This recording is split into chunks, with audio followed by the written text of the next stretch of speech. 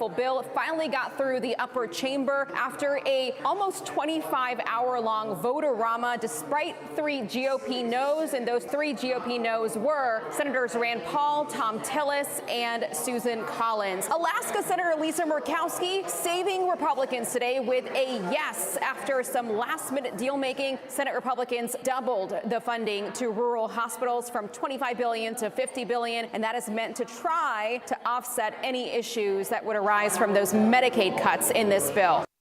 As expected, not all are happy, as some House conservatives are voicing their frustrations as the Senate was unable to include some provisions like removing illegal aliens from Medicaid. The House Freedom Caucus also claims that the Senate's version of the bill is on track to add $651 billion to the deficit. President Trump joined Florida Governor Ron DeSantis and Homeland Security Secretary Kristi Noem in touring a newly opened immigrant detention center in the Everglades today. Dubbed Alligator Alcatraz, the president explained how the $450 million a year facility will be financed. We took the FEMA money that Joe Biden allocated to pay for the free luxury hotel rooms, where he's paying hundreds of millions of dollars in New York City, and we used it to build this project. Governor DeSantis says the facility was completed in 8 days. He's facing a lawsuit from environmental groups who say the site will hurt the ecosystem. Democrats have also raised questions about inhumane conditions at similar ICE detention facilities. The Middle East landscape is changing due to Israel's bombing of Iran's key military installations and the taking out of military leaders. America's bombing of Iran's nuclear sites was also a factor. Former National Security Advisor John Bolton joined Washington Watch. Look, I think that as long as the current regime in Tehran stays in power, that there's really no chance for sustainable peace and security in the region. Even if we got a government in Iran that was peaceful and concerned only about their own internal affairs, of course there would be other factors, other risks in the Middle East, but you don't even get to that problem until you solve the problem of Iran. So I think that actually conditions inside Iran today are very favorable for regime change. I think the regime is extremely unpopular. He said the Ayatollah is aging and is not well. I think there's a possibility that we'll see further diplomatic recognition for Israel granted by Arab states, more Abraham Accords, the first of which were negotiated during Trump's first term. I think that would be very important. I think these are steps toward a more normal, a more peaceful Middle East. And I think it's a signal really around the whole region and globally that things are continuing to change there at a very rapid rate. We should support that. And at the same time, we should keep a very, very close eye through intelligence and cooperation with others on what's happening inside Iran to make sure they're not trying to revive that nuclear weapons program. He said that China and Russia took note of the use of American force against Iran's nuclear sites to support our key ally of Israel. He said it should remind the Chinese that America supports Taiwan and should make them think twice about doing anything to threaten the country. The Texas Tribune says Democrat Colin Allred launches his 2026 U.S. Senate campaign. Allred lost to U.S. Senator Ted Cruz last year by 8.5 points. He is the first major Democrat to announce his candidacy for the seat currently held by John Cornyn. But several others have indicated their interest, including Beto O'Rourke, a former El Paso congressman, U.S. Representative Joaquin Castro, a longtime San Antonio legislator, and State Representative James Tallarico, a lawmaker from Austin. Cornyn is being challenged by Texas Attorney General Ken Paxton. Find more news online at afn.net.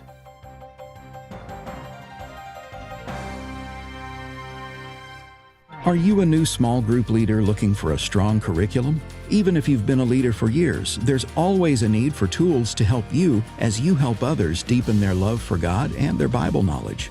AFA Stream is a great resource. With topics covering biblical worldview training, godly marriage, and more, you'll have access to some of the best teaching available. And if you're a Great Commission partner, you open up even more. Visit stream.afa.net today. stream.afa.net. Hello, and welcome to the Dr. Nurse Mama Show, prescribing hope for healthy families here on American Family Radio. Here's your host, Professor, Pediatric Nurse Practitioner, and Mom of 4, Dr. Jessica Peck. Well, hey there, friends, and welcome to my favorite time of day, getting to spend time with you, prescribing hope for healthy families. And I have a special treat for you today. I always love field trip days. Maybe that's my days of working in schools and working as a school nurse. I'm with a school nurse today, and we're having a field trip. We are on location here with Ryan and Jessica Walling. It's always great to have a conversation where we can be eye to eye, heart to heart. I heard the Walling story. Actually, okay, all right, that was already not true. My producer heard the Walling story on the local news. I watched this. It absolutely captivated my heart, and I thought, oh, I really want to have a conversation. And I told my producer, I said, you know what I'm going to say? She said, I'm already on it. And here we are to share this remarkable story with you today. I'm really just grateful to be able for you to be here. Thank you so much, Ryan and Jessica, for being here. And so today we're beginning with a story that spans continents and hearts. Yes, I have a flair for the melodramatic, but this is a dramatic story. It really is. We're talking about a journey of faith, family, and unexpected beginnings. After being told they couldn't have children, Pastor Ryan and Jessica Walling began exploring adoption. And when one door closed in Nepal, another opened in Ethiopia, and that is where they saw a photo. I can already feel like I see the photo in my mind. 4 siblings, older than most adoptive families are willing to consider. And something about that picture told Jessica, these are our kids. And despite the overwhelming odds, they said yes. Yes to 4 children who had promised each other they wouldn't be separated. I'm already going to start crying. In this segment, we're going to talk about how the Wallings discerned God's call, how they overcame common fears, and how they stepped into one of the most courageous yeses of their life. And as I was sitting here visiting with the Wallings before we went live, we were just talking about how God writes our story. We just have to have the submission, the obedience, the courage, the patience to let him do that. And I'm so grateful that we're going to share that story today. So I want you to take us back to that first moment when you saw the photo of the siblings in Ethiopia. What was going through your heart and mind? What had led to that moment? Who's going to go first? I'll go first. Okay, great. So I told him yesterday when we are talking about this, I said, probably insanity. But just being naive and just thinking, oh, I've got this. I've been through nursing school. I've done some hard things. Yeah, sure, why not? And also just wanting, we can complete our family all in one swoop. So it just, I don't know, it kind of made sense. We had talked about maybe 2 or 3 from Nepal. And so what's one more, I mean, more the merrier. Yeah. For me, seeing the picture and hearing what some of the things that she was saying, she was like, Ryan, I think this is the 4. I think these are our kids. My response was, no, that's not right. It's not 4. It can't be 4. My response was, okay, God, fix her heart and lead us to the 2 or 3 and that you're we had the talked pastor. about. That's right. That's right. Intimidating. Yes. Okay. Yeah. But all along, obviously, God had it right and she had it right, and he fixed my heart. So. Well, that is just amazing. And I know there's a lot of people who probably relate to that story because I've heard that before. You just see a child, you see a photo of a child, and you just feel the voice of God speak to you. And there's a lot of people who ask me about that. Like, how do you hear God? Is he speaking audibly to you? How did you get to a point in your life where you felt so confident that these were your kids? What gave you that confidence? Well, I want to chime in right here and just say, right I've learned over the years, and maybe some of your listeners who are husbands will identify with this, but I've figured out that God speaks to her about 6 months before he speaks to me. Can you say it again for people in the back?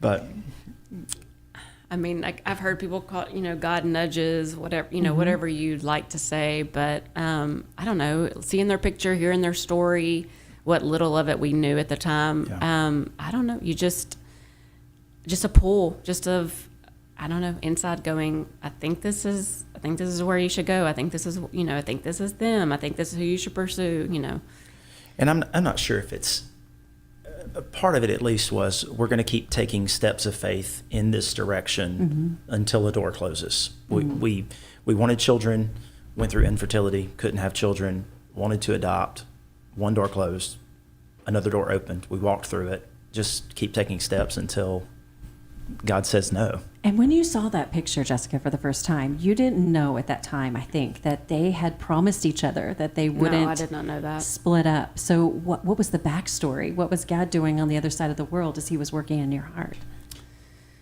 I'll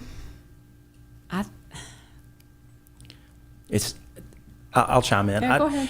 I mean, we're still putting pieces together of their story as we've heard it. I mean, they've been home with us now 13 years and just over 13 years. And so when they came home, they were older children, I guess you would say, that they're, but their English was broken. Broken is not even the right word. It was almost non-existent. Very limited. Very limited. And so hearing their story and putting those pieces together, and plus you're hearing these stories of what's happening from the kids that it was happening to were, 3, 4, 8, 10, 11, as these things are happening. So you're getting stories from a child's mind, the best that they can remember it, put back together into English. And so there were all kinds of things that were going on that God was orchestrating behind the scenes. And my kids and my church have heard me say, anytime you think God did a thing or is doing a thing, he's doing 10,000 things you don't see. I was going to say too, I thought about this. So the agency that we sought out, that we had heard about, they specialize in waiting children, which meant sibling groups, kids with special needs.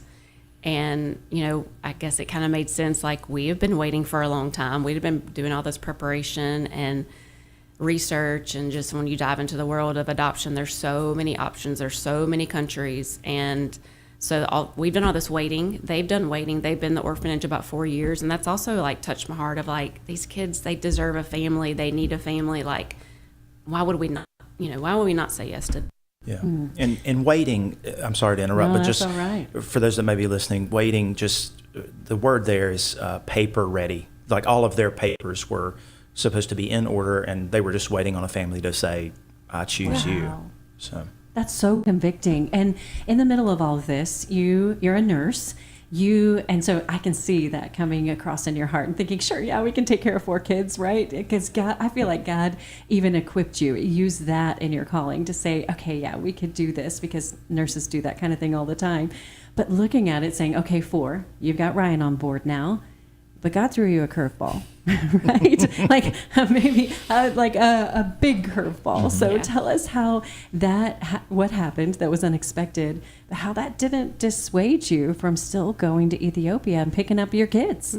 So I think we agreed and signed the contract to adopt them, I believe, December 30th or 31st of 2010. And then by late February, I guess, it was after Super Bowl, actually around Super Bowl, whenever that is, I was not feeling well, and then soon found out that I was pregnant. The timing. Yeah, right. Never been pregnant before. That's incredible. Yeah. And so we were actually, of course, freaking out, but also I guess that's a good word of okay, God, what are you doing here? We are just really shocked. Yeah. But also we had, we've grown up in families that when you commit to something, you do what you say you're going to do. And so these were our kids. We already knew their story. We had committed them. They knew about us. Of course we're going to follow through. It's going to look a little different than we thought, but hey, we'll figure it out as we go, I guess. Yeah. And there were people that said we were crazy for adopting 4, and then finding out that now we're going to have a biological child. It was, well, you're not still going to adopt, are you? And it's for sure note we to are. people, don't say that. Yeah, that's people say well-meaning things, but sometimes they're not the right things. But yeah, like she said, we were for sure going to go through with it. I'll be honest, I was a little upset at the pregnancy and at the timing. I was upset with God because we walked side by side with other couples who also could not have biological children, and us and others, going back to things that people say that they just don't know what they're saying sometimes, is, people would say, well, I know this friend, and they signed papers to adopt, or they adopted, and then the Lord allowed them to get pregnant. And I thought, we're going to be another one of those stories that our name is going to get used to hurt someone else who, because that's not always everyone's that's story. not everybody's story. I mean, some of those couples that we walked side by side with, they didn't have biological children. They adopted, and that's how God built their family. But again, going back to what you said at the beginning, I mean, God writes our stories if we'll, just allow him to do that and follow him faithfully in it. What was that like going over to Ethiopia? You're expecting a baby. That's not easy to travel. And you're going to pick up 4 kids. Walk us through what that was like. So I had a good friend, Haley, that went with me because we knew that I would have to travel before. I went earlier than probably expected because I was pregnant and I had to travel way before my due date. But I also both parents had to meet the children before the adoption could be finalized. So I had a friend that went with us and was the best traveling companion ever. And she took the photos that, we just are just treasures. I wasn't there on the first trip. Jessica went, and this friend, shout out Haley Scully, is she's the reason that we have some great pictures of our youngest son, Iyasu, hugging his mom, and she has a pregnant belly, and it's just beautiful pictures that bring tears to my eyes to even think about. And he wouldn't let go of you, right? Yeah. Pretty much. Pretty much. What were those early days like going from, you are waiting for more than a decade to have a baby, and then you have 5 kids in the same year. And what was that like? Because I think sometimes people romanticize the thought of adoption and they think about all of those good parts, which there are good parts, but there's hard parts too. So what was that like, and how did you get through it? It was exhausting. Yeah, I bet. So Evie was premature, and she was in NICU for 3 weeks, and then so we brought home.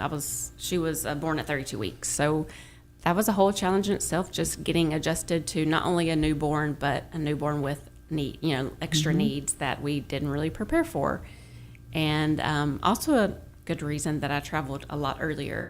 So that wasn't in the plans, but I think just being able to take those baby steps into she was 8 months old when they came home, so we were in a good routine. But of course, you always try to make a schedule. You try to keep to all those things for everyone's benefit, but and then trying to get them on a schedule, and we're all taking naps together because guess what, Mom needed it too. And even though they were older, we were like, we're just gonna have quiet time in our room, and they were probably like, why are we all why are we 11 and 12 year old, why are we in our room resting? And I was like, it's for Mom. Yeah. Absolutely. But you also had to have a schedule, obviously, because when you're trying to run a household of that many people and the newness for all of us, so people made fun of us this is when we eat, this is when we go to bed, these are exact times, and we don't budge, and people thought that was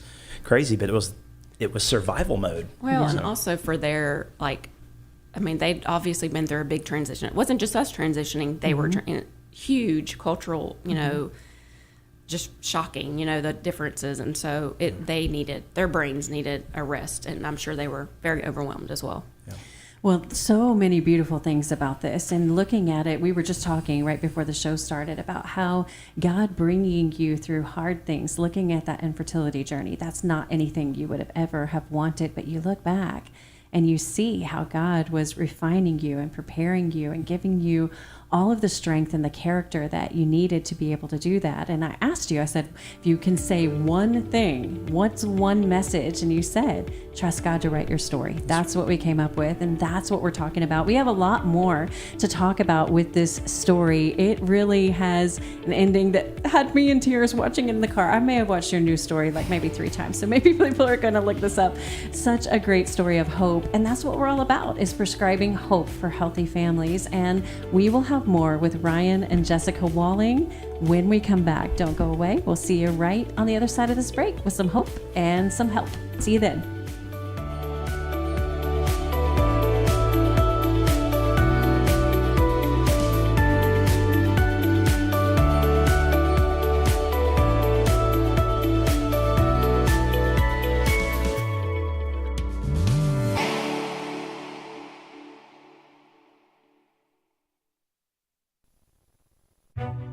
While in the emergency room with my wife, as she was struggling with the COVID-19 virus herself, and I looked at her, I said, "Are you scared?" And she said, "A little bit, but I've been through worse."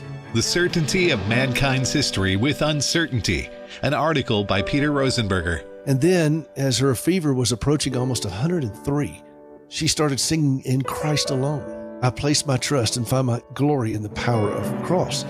And that's how she has anchored herself in the certainty of Christ through her huge medical journey that has included 80 surgeries, both of her legs amputated, 100 doctors have treated her, 12 hospitals, and now the COVID-19 virus. And so when we live with those kinds of uncertainties, anchoring ourselves in Christ alone, that's the only place we can run to where there is certainty. To read this article and more, visit afa.net/The Stand.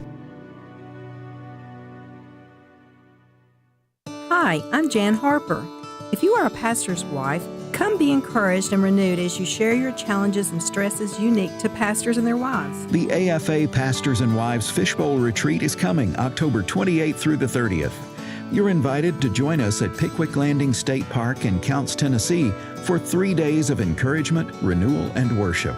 Once again, Brother Bert Harper, AFA Director of Family and Pastoral Ministries, will host the retreat along with his wife Jan.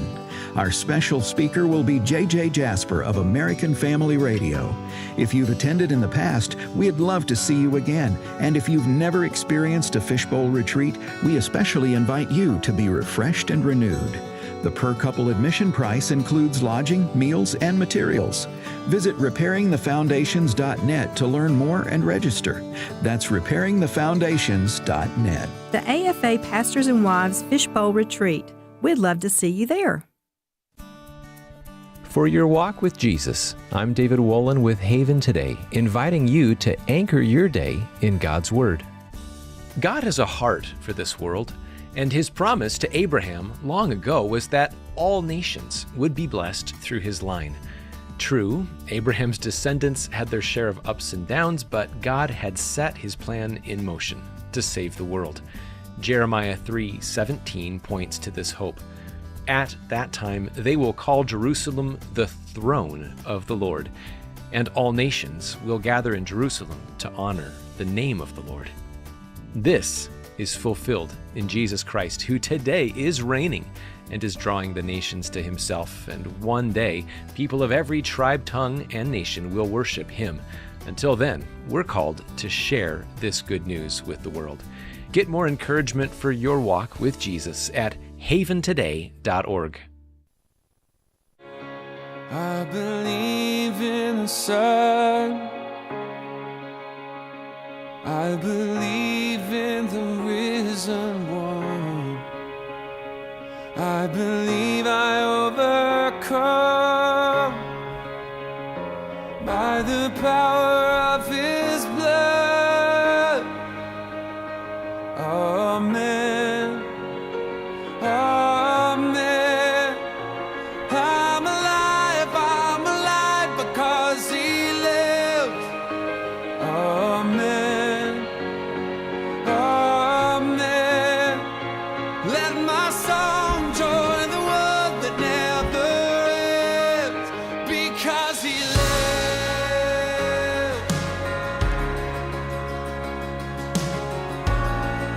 Welcome back, friends. That's Because He Lives, Amen, by Matt Maher. And we are on location today, which is always a fun treat for me. I'm here with married couple Ryan and Jessica Walling.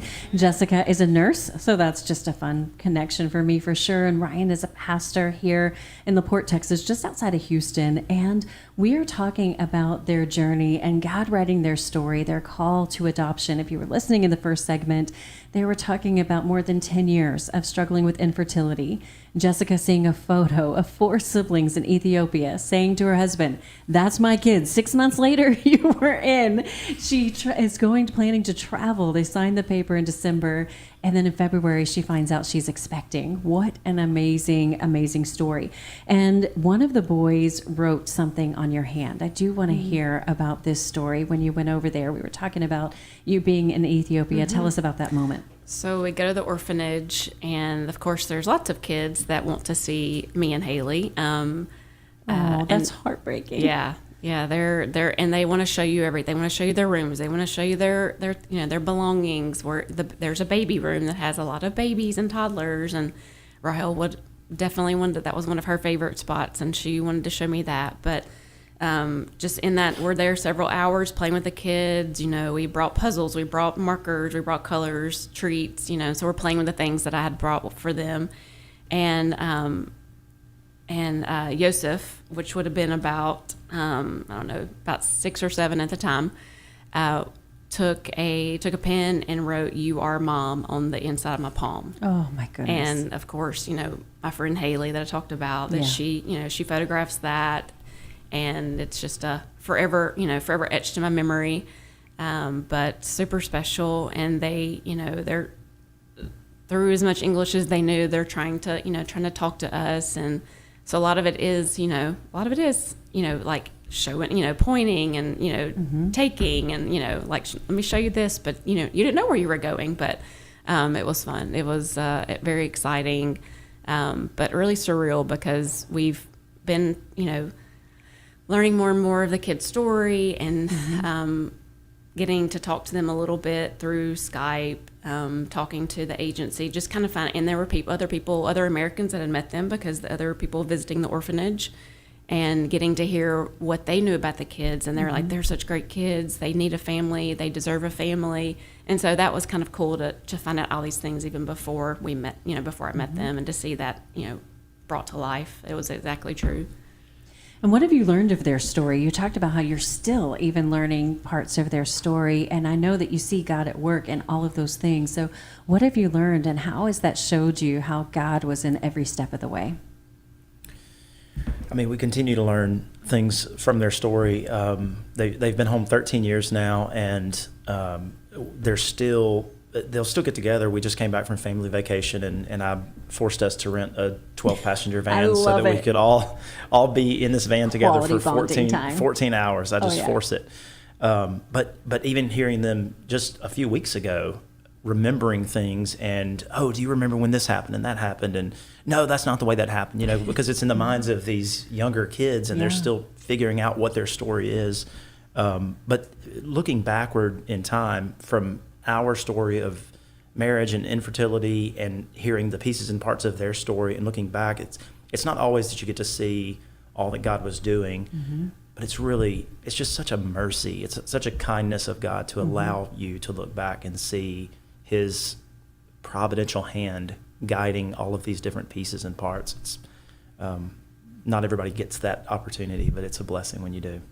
Well, Ryan, you're a pastor, so there's, I feel like, a special kind of pressure there. Like, you're supposed to be super spiritual about everything. I'm supposed to see everything that God's doing all the time. Right, and be perfectly calm and at peace and always on your best. But you are human, and you have even already, just shared openly some of your struggles that you've had as human, because pastors are human, in case you didn't know that. Pastors are human. What were the struggles that you had? How did God sustain you during the things that maybe you thought, hey, this is a little harder than I thought it was going to be? Yeah. And how did you see God meet you in those moments? I mean, most often I would love to say it was through His Word. I opened the Bible and He just spoke to me so clearly. Most of the time it was the church. It was the people of God being the hands and feet of Jesus to us through infertility, through the adoption process, through the ups and downs of the adoption process. But I had this opportunity, which is a strange, rare opportunity, to meet a pastor, preacher who I won't name, but many listening would know. He's written books and fairly well known, and he and his wife were going through the adoption process as well, and they were actually adopting from Nepal, and both of our adoptions had just recently failed, and I asked him, I said, how do you keep going? Where do we go from here? What are y'all going to do? And I just remember him saying, a high view of God's sovereignty. You just have to have a high view of God's sovereignty. This didn't catch him off guard. He knew this was coming. Keep that high view of God's sovereignty. And so my wife, my kids, my church have heard me say over and over and over, like, God is in control. He is sovereign. He is guiding this. He's writing this story. And so often, and we see this over and over in the biblical narrative, that that people want to take their story and write it themselves, you know. Mm-hmm. And I mean, we could sit here and list examples of Abraham and Sarah, and you know, on and on and on. But when you're able to look back and see that God's working in that, when you can see that in the past, then you can trust that in the future, I think. Mm-hmm. So I think that's what has sustained me through a lot of those difficult times. I think when we try to write our own story, we just come up pitifully short compared to what God wants to do for us. I mean, God's ways are higher than our ways. His thoughts are higher than our thoughts. And I had actually shared with our listeners, I was recently in Athens, Greece, and I visited the Acropolis, which of course is beautiful. It is amazing. But all of those monuments are crumbling, and you look over and you see the Areopagus, this big rock where Paul was preaching. And Paul's words have endured. I'm sure Paul would not have wanted his story to be, oh, let me be this really wealthy, well-educated guy who gets martyred for Christ, you know? But I don't think that he would change anything. And looking at what God calls us through, it's just, I'm sure that this wasn't the way that you wrote your story, but now God has just blessed your obedience in that and seen that. And we talked earlier a little bit about what... Well, actually, let me ask you about the meaningful moments. Let's talk about some of those meaningful moments when your new family began to bond, because I'm sure I'm sure you had those worries. Like, okay, we have a biological child, we have these adopted children. Am I going to have enough physical energy, emotional reserve to handle all of this at once, to blend them together as one family? Because I'm sure there's 4 and there's one's a baby, some are older. You're talking about different cultures, different continents. I mean, that is overwhelming. When did you start to see, okay, God is in this and we're going to be okay? I want to steal the opportunity to speak again. This is one of my favorite things. And in case I don't think it was mentioned, but so our firstborn was born, and then 8 months later, the 4 came home from Ethiopia. And shortly after that, during then, we realized that she was pregnant with our 2nd or 6th, whichever way you want to count that. And so there's 15 months between our 2 biological, well, they're not little girls anymore, but our 2 biological girls, and 4 came home right in the middle. So 0 to 6 in 15 months. That's intense. Was insane. Yeah, intense is probably a better word, but it was crazy. But the thing that I just, again, look back and realize is we had these 4 kids that we loved in deed, but not necessarily in relationship yet. Right. And we've brought them into our home, and quite frankly, they're strangers. We don't know them, and they don't know us. But one of the bonding agents, if you will, is Evie, this 8-month-old baby girl, was our daughter and their little sister. And looking back and remembering those moments of that was their little sister, and so therefore these are our kids. You know, I don't know, there was something about having Everyone a newborn wants to there. play with a baby, and you know, that's just a joint, you know, joy, you know, that that they were excited about too, as much as we were. And so for sure that was a bonding connection. Evie's 13 now, and if when I'm sharing that story, if she says, well, I'm just that good. You've raised her well. But you know what? The amazing thing to me in that and God's story is that God uses everyone. Even an 8-month-old baby is part of that, and her life value, just the value and the way that she matters in that story, I think is really beautiful.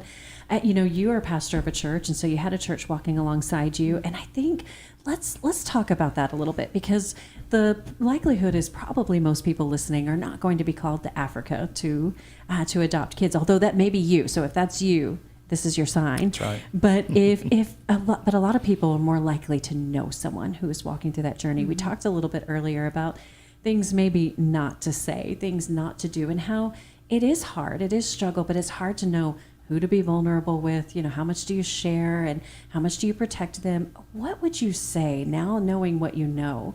What would you say to people who think, I know somebody who's walking through this? How could you best support them? What do you think?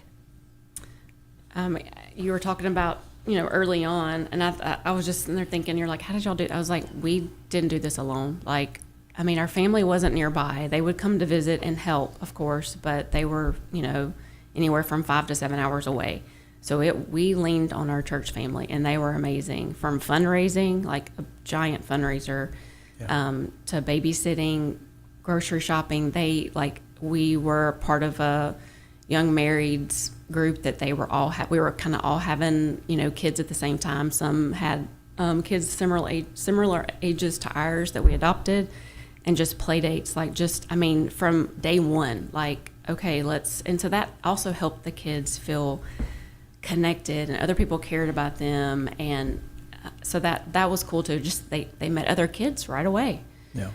Because they came in April, we did not put them in school right away because that's the end of the school year. So we had several months before they were able to get into school and meet friends that way. So that's crucial. I think that's just look for ways to serve. There's so many ways to serve a family that's preparing for, and also we got hand-me-down clothes from these other just all kinds of ways that you can serve someone, and then there's going to be also there's going to be hard days where you just tell someone hey, if you don't like if you don't like them today, I'm sure they didn't like us sometimes too, just like with any parenting or child relationship, but just being it's okay, it's it's going to be okay. You still love them. You may not like them in this very moment, and that's okay. Just, you can call me when that happens and tell me about it. I'm sure the kids feel the same way. I love you. I just don't like how you're choosing to act today. Mm-hmm. Yes. Right. Every for parent can sure. relate to that. For certain. Yeah. What do you think about that, Ryan? How do you see people walking alongside you? This journey really spans four churches. The church that she grew up in, we were married in, is Fair Park Baptist Church in West Monroe, Louisiana, and they were our infertility journey, really.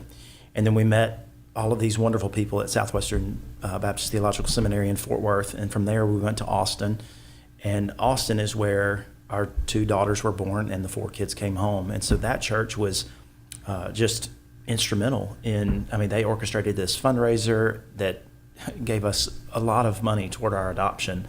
And then those friends of ours, and those friends of ours who had kids, our kids' age.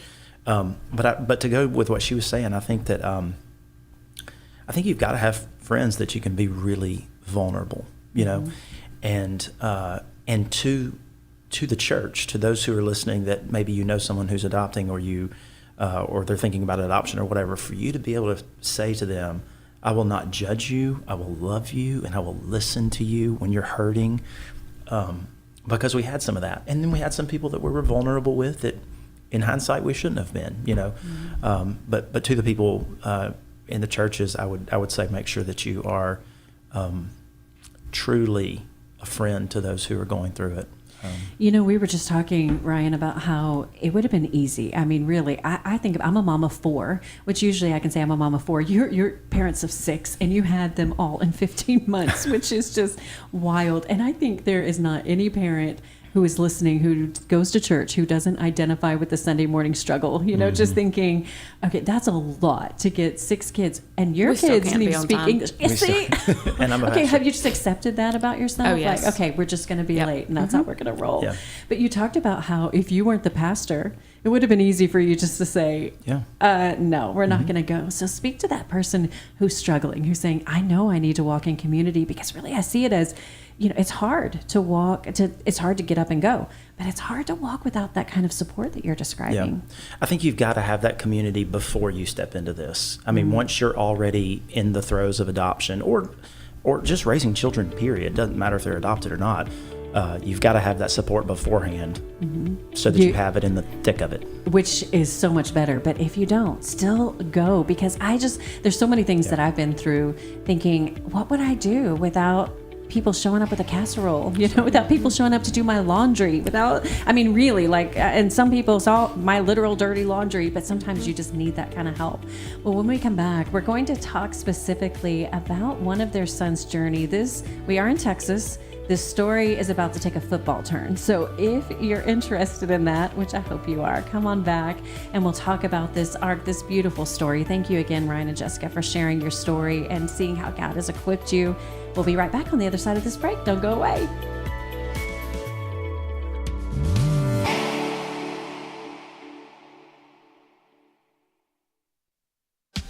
AFR app is a powerful tool, but it does have limitations.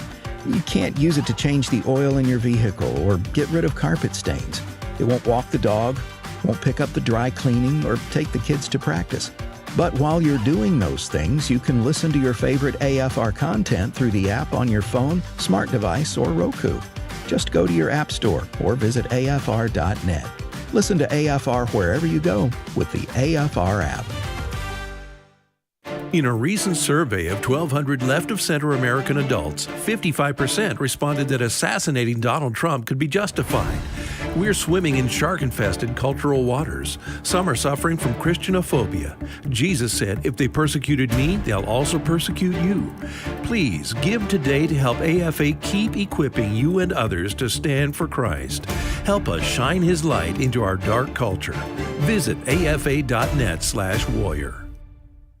Without even seeing them show up, I could feel like the darkness. Jamie Sanchez is another Christian business proprietor who has been targeted for his faith.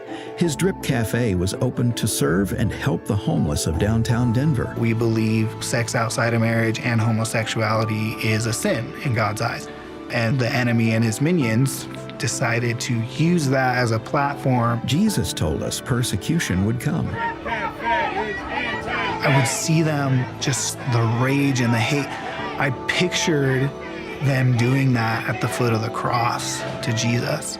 And I just remembered what he said, "Forgive them, Father, they know not what they do."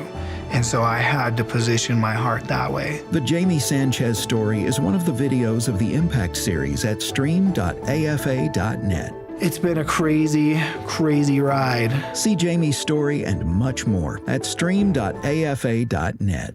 In the darkest corners of the world, hunger, abuse, lack of clean water, and shelter are everyday realities. Tomorrow Clubs is a ministry motivated by the Great Commission to bring God's love and the hope of the gospel to these forsaken places. Here's an update from a team leader. One of the greatest impacts Tomorrow Clubs have had is in raising a whole generation of Christ followers. More than 500,000 children have learned to follow Jesus in their Tomorrow Club, and tens of thousands have gone on to become leaders in their churches and communities. A great many of the leaders serving in Tomorrow Clubs today came to faith in a Tomorrow Club, and this new generation of Christ followers has brought revival to dying churches and transformation to communities. Tomorrow Clubs provide Christ-centered discipleship for children and teens in underserved countries. To learn more about how you can partner with Tomorrow Clubs to reach the world for Christ, visit tomorrowclubs.org. That's tomorrowclubs.org. All gifts are tax deductible. Are you tired and troubled, weighed down by a heavy load? Praying for change, searching for faith, waiting on a miracle. Are you drowning in questions, can't believe where the road has led? There's one who knows the heavy you hold, and he says, come to me, all who are weary and heavy burden, all who are hurting, come to me. I'll be your shelter, my yoke is easy, my load is light, and you can find rest for your soul, rest for your soul. There's a peace. Welcome back, friends. That is Rest for Your Soul by Austin French. And we're talking about finding rest for your soul in the middle of God writing your story, whatever that is. And I have found in my life, I never expected to be sitting here behind a microphone having a radio show, but that is the story that God has written for me. And I'm so grateful for you all being here, part of that. And today I'm here on location in LaPorte, just outside of Houston, talking with Ryan and Jessica Walling. And they are parents to 6 children ranging in age from 12 to 24.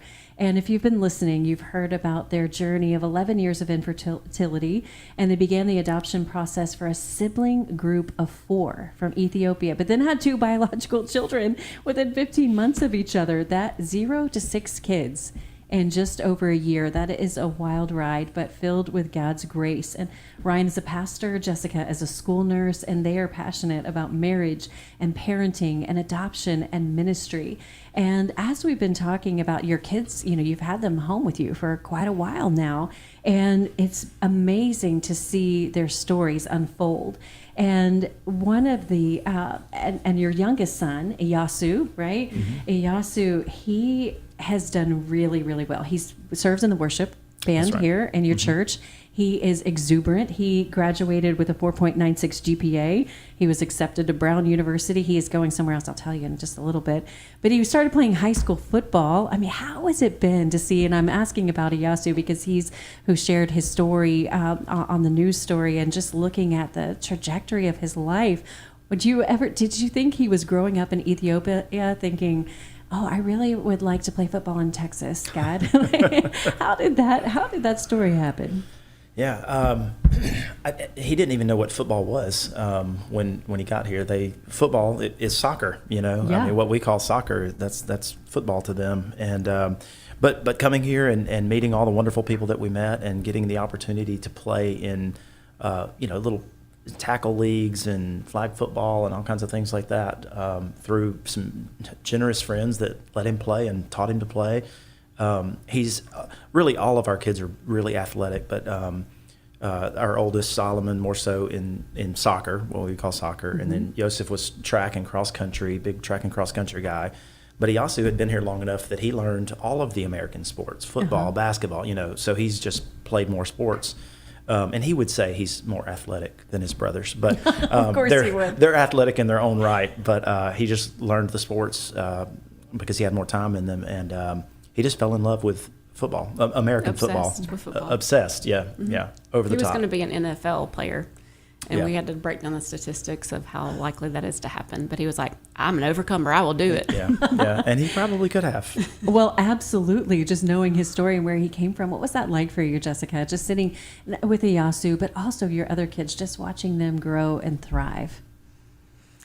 Yeah, it's, just amazing to look back. And, like I said, resilient overcomers,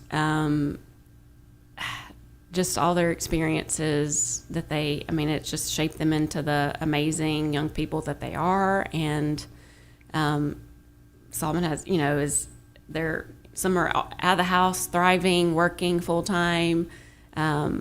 It's really crazy to see how they, It would be awesome. What they've done. I'd love to sit here and say we're just really good parents, but the fact is they really are good kids, and I don't think we can take credit for it. We've done our best to, follow through with what we're going to say, and appropriate types of discipline and structure and all of those things that we've tried to build into their lives. But they're just absolutely great. And then I don't mean to keep harping on this, but I think the church walking alongside, not just us, but them as well. Preach, and literally. and discipling them and loving them well, and rebuking them when they needed to be rebuked. And it truly does take a village to do that. And so they had a desire to succeed as well. So, our kids, they wanted to try. I don't know that they would say it this way, but maybe they would, that they were given this chance and they didn't want to just waste it, So I think that maybe had a little drive. They were driven to succeed in that way, possibly.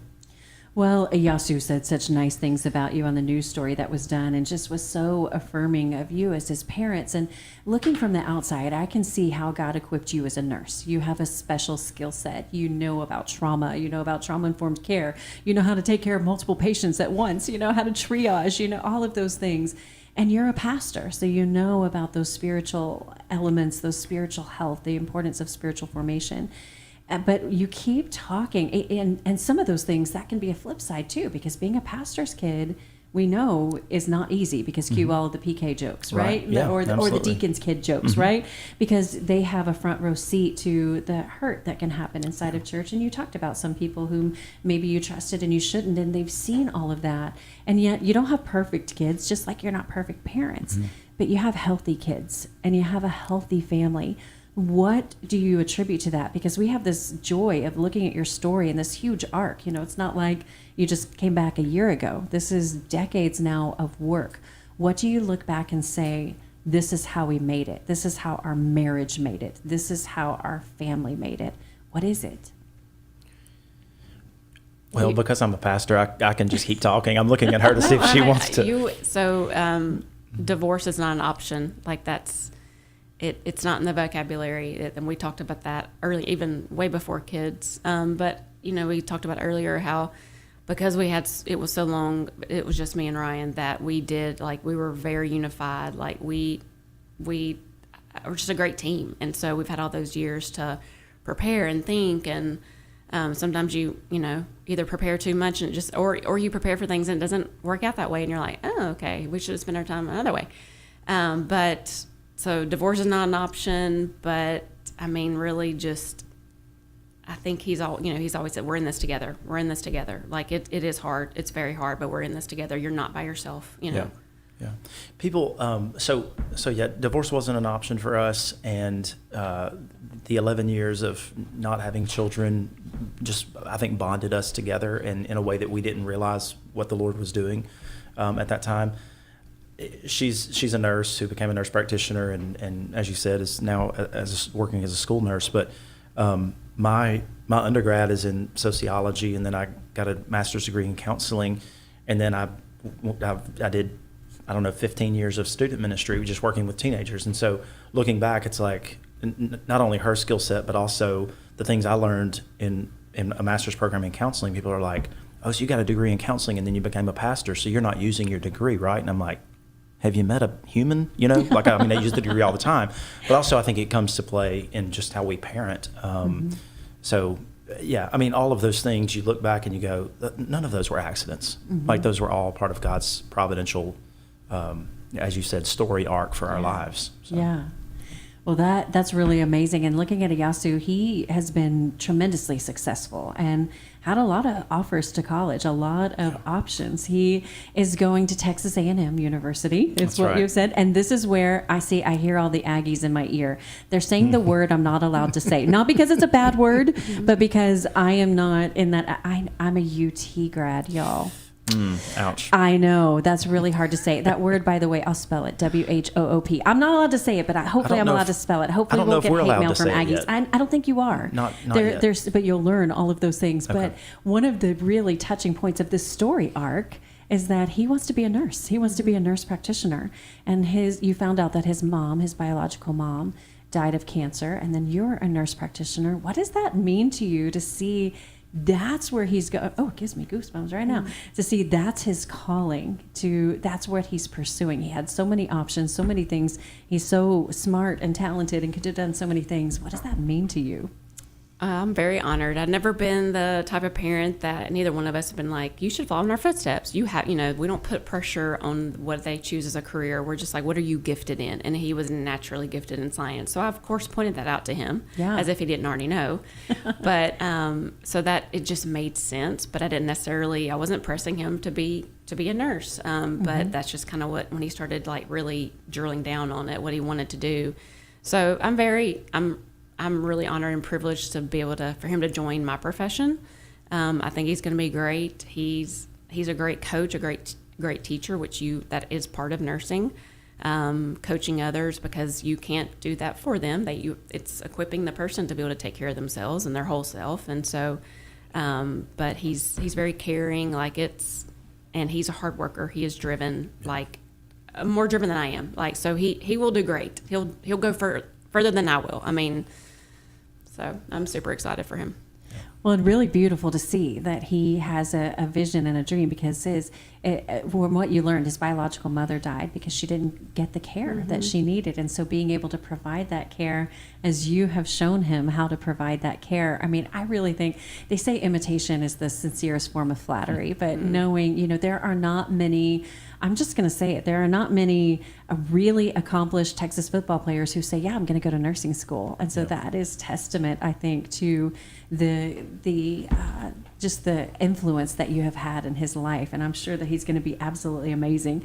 Well, what advice would you give to families who are considering adoption? Because there are a lot of families who think about that, who kind of feel that calling. There's some families who say, we're all in, but it just seems like it has not happened in the way that we thought. You mentioned a little bit before about, some of those plans that you had initially falling through. It's not easy. What would you give them now that you're almost 2 decades into this? So I think adoption was, obviously it was always a part of our story because God's writing our story, even though we didn't necessarily know it. But before we were married, we had serious conversations, and one of them was, she felt like one day she would adopt.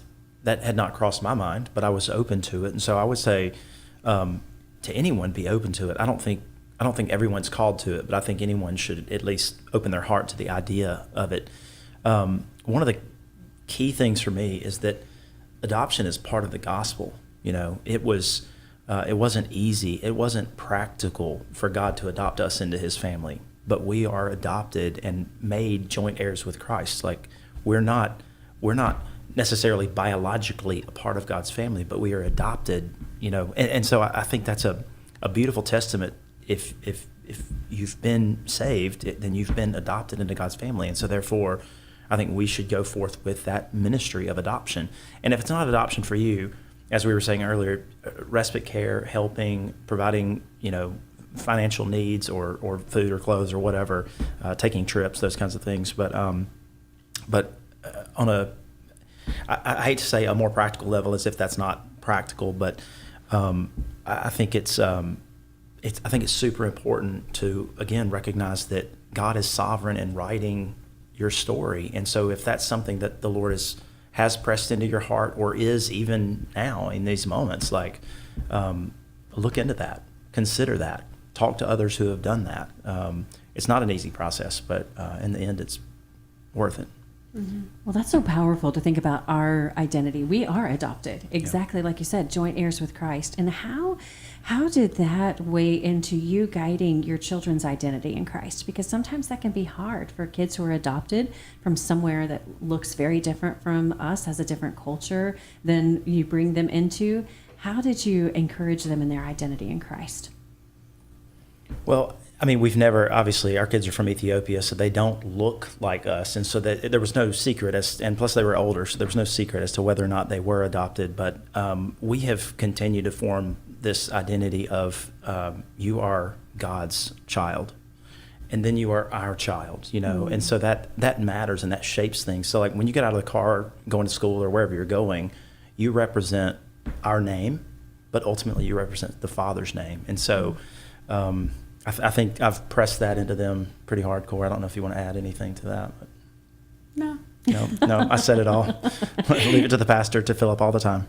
That is perfectly okay, because I think it sounds so simple, but the truth that has come through is just, again, God writing their story, and you're not trying to write over it, trying not to use your own human wisdom to overcome their trauma. I mean, God gives you people in your life. He gives you certain skills. He gives you certain knowledge to be able to do that. But it is God who has done this great and miraculous work. And what I think about is, what will the generations be like to come? It's kind of like one of my favorite movies is It's a Wonderful Life, from Christmas, and you look back and you see what would that be like if you hadn't said yes?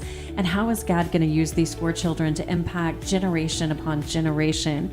That's amazing. No matter where you are in your adoption journey or supporting someone else's, I pray the Lord will bless you and keep you and make his face to shine upon you and be gracious to you until we see you right back. Thanks for joining us on location. We'll see you next time.